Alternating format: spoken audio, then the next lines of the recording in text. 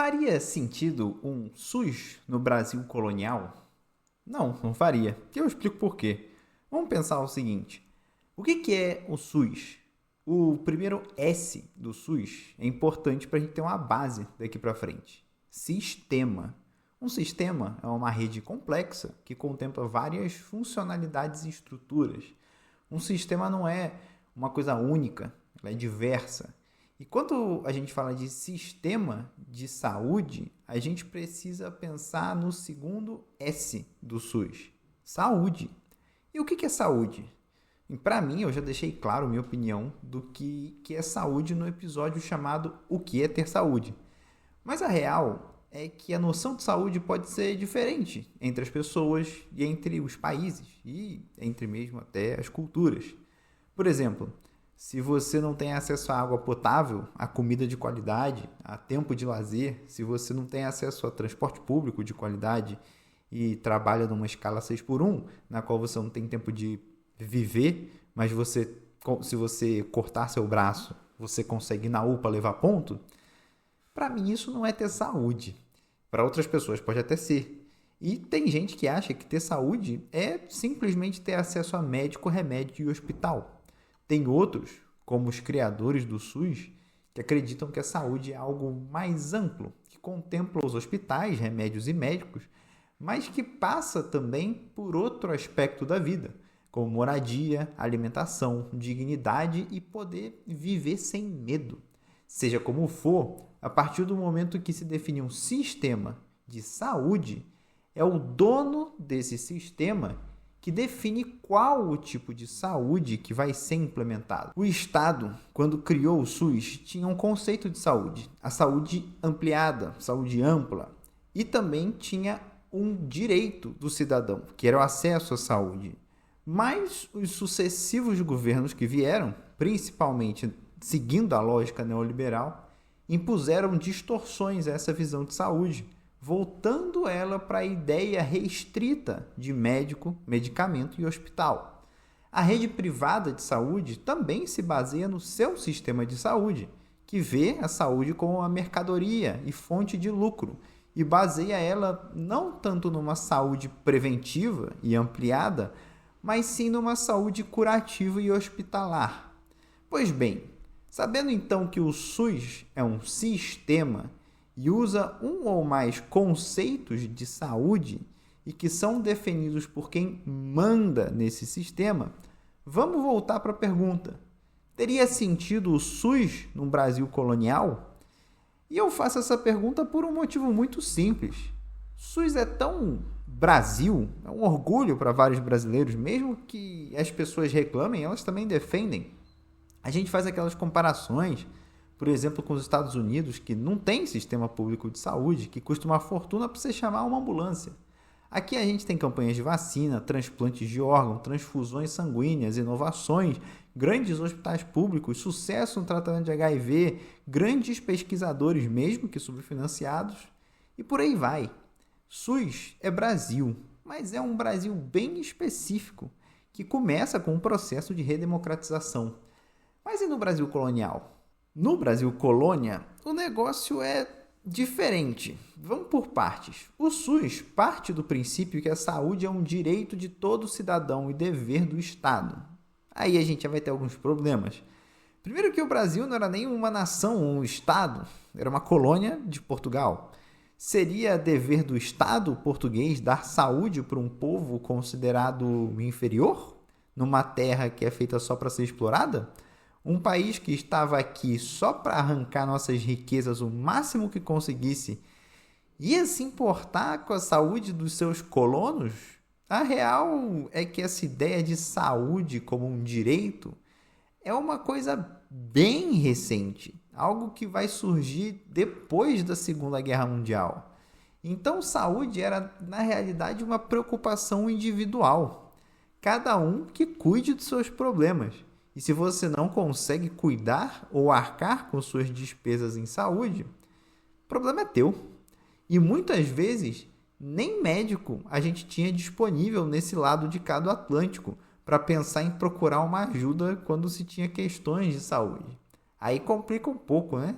Mas tem um outro ponto. Se a gente pensar em saúde como direito, que já entendemos que essa noção não existia, mas direito do cidadão, aí complica mais ainda se a gente parar para pensar que cidadão mesmo, era uma parcela bem pequenininha da população brasileira. A maioria das pessoas que aqui existiam eram vistas como selvagens ou como mercadoria. Se pessoas dos povos originários morressem por um problema de saúde, isso não era muito bem um problema para a corte portuguesa, ou mesmo para o Estado português, né? Na verdade, era até uma coisa boa acabar com esses selvagens incivilizados e tomar as terras deles. Por outro lado, os negros escravizados, quem se preocupava em algum sentido com a saúde deles eram os donos de terra que compravam eles, pensando que se você compra uma mercadoria e ela morre no dia seguinte, foi um péssimo investimento. Essa era a lógica.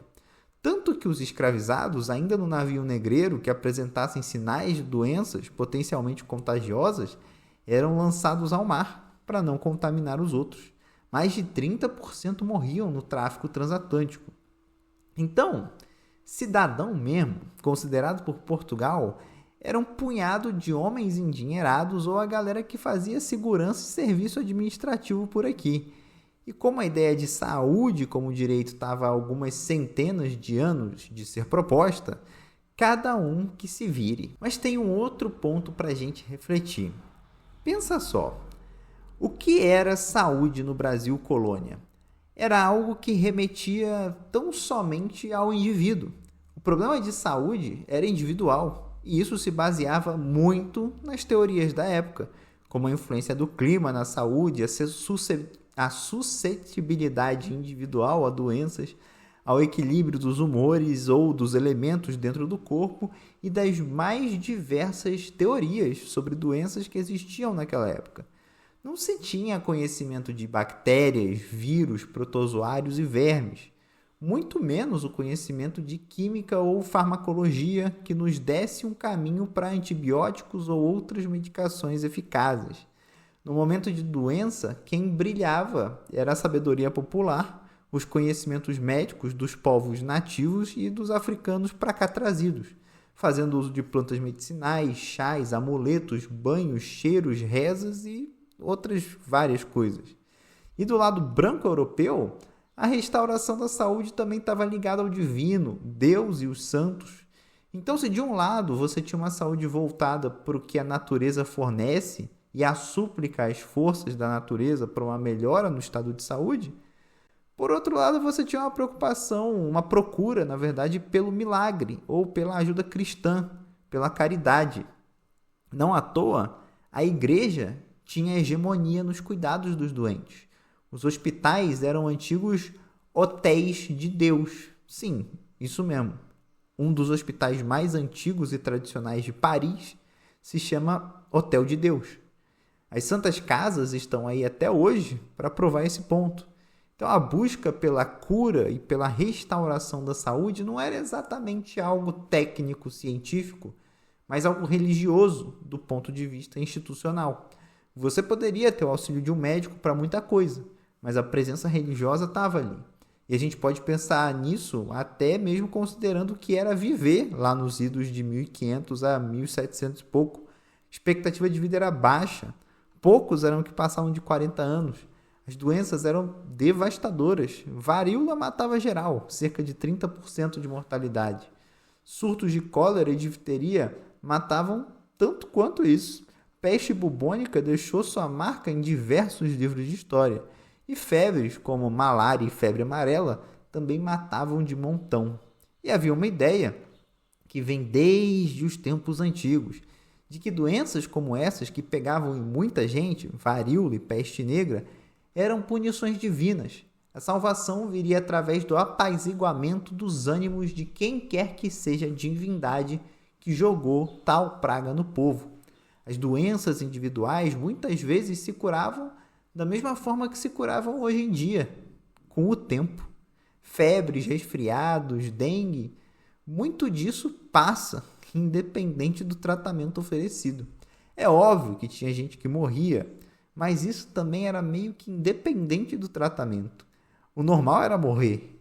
E doenças crônicas, ou elas eram raras, porque as pessoas morriam jovens demais para desenvolver, ou simplesmente não tínhamos tecnologias o suficiente para diagnosticar essas doenças. Como que eu vou diagnosticar hipertensão numa época que eu nem sei qual que é a pressão arterial, que isso existe? Como que eu vou diagnosticar um AVC, um colesterol alto? Como o conhecimento do que eram as doenças e de como tratar elas e de como preveni-las era limitado, vendo com a visão de hoje, as teorias da época tinham que achar soluções que fizessem sentido e que fossem praticáveis naquela época.